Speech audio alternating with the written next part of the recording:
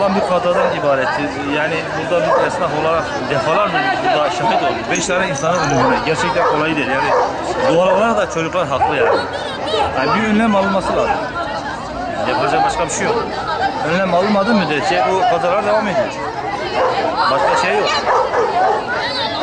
Ölümüne biz burada şahit olduk. Kolay değil ki. Hakikaten şu adamın suçu. Biz buradan gelene kadar çocuk ölmüştü. Yani yazık günah değil mi?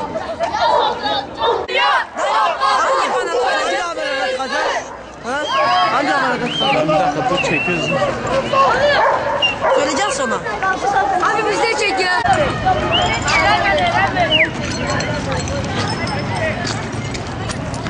Hayır abi biz sana vereceğim değil mi kanalı?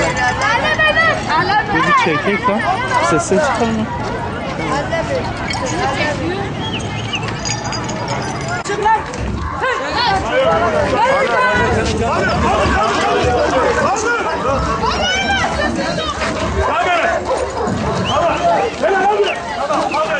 Kaldır. Tamam.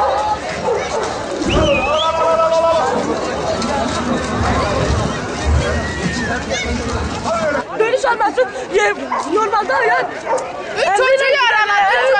3 çocuğu. Neler ya?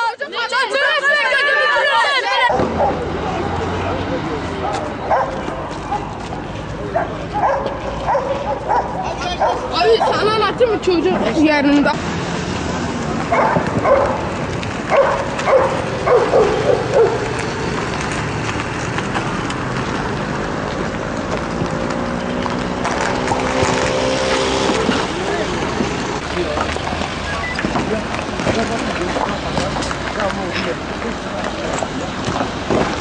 Abi 5 tane araç değil, 10 tane araç değil.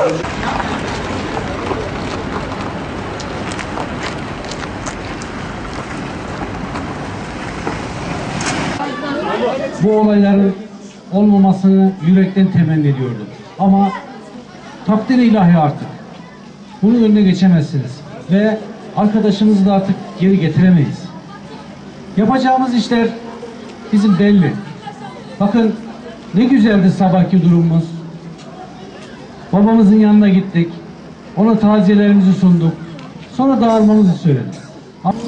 Hepinizi çok seviyorum. Hepinizin gözlerinden öpüyorum ve göstermiş olduğunuz şu çok güzel tepkiyi de tekrar söylüyorum. Yürekten alkışlıyorum.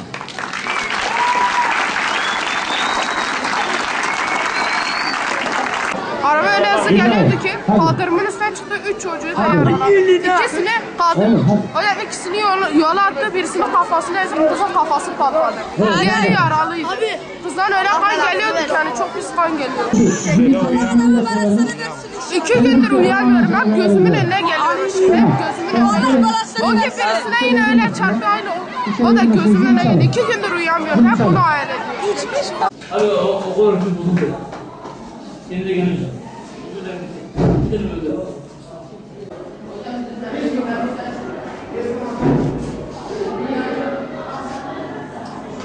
Arkadaşımın kardeşidir.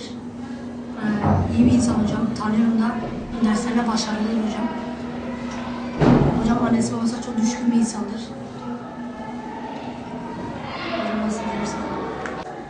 Değerli arkadaşımız çok iyi biriydi. Her gün onu babası okula getirip götürüyordu.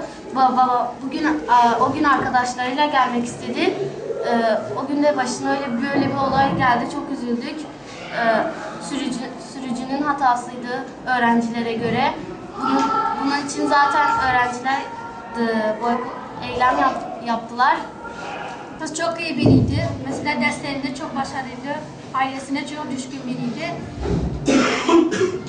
Arkadaşları için de iyiydi. Yani kimseye kötülüğü dokunmaz yani. Çok üzüldük. Hatta ailesini ziyarete gittik. Okul için bir yardımda bulunduk ona. İşte bugün gidip teslim edeceğiz okula. Video okul müdürümüzle beraber. Tekrar çok üzüldük. Üzgün olduğumuzu belirtelim. Bu hepimizin başına da gelebilirdi.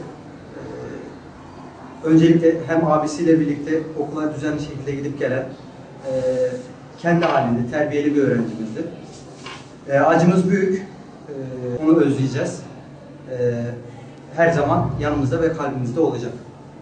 İnşallah kimse göstermesin. Allah bir daha böyle şey olmasın. Yani yolları da yapsınlar. Yani ben söyleyeceğim bu yani hiç boğazımda bir şey gelmiyor. Kimse göstermesin ya.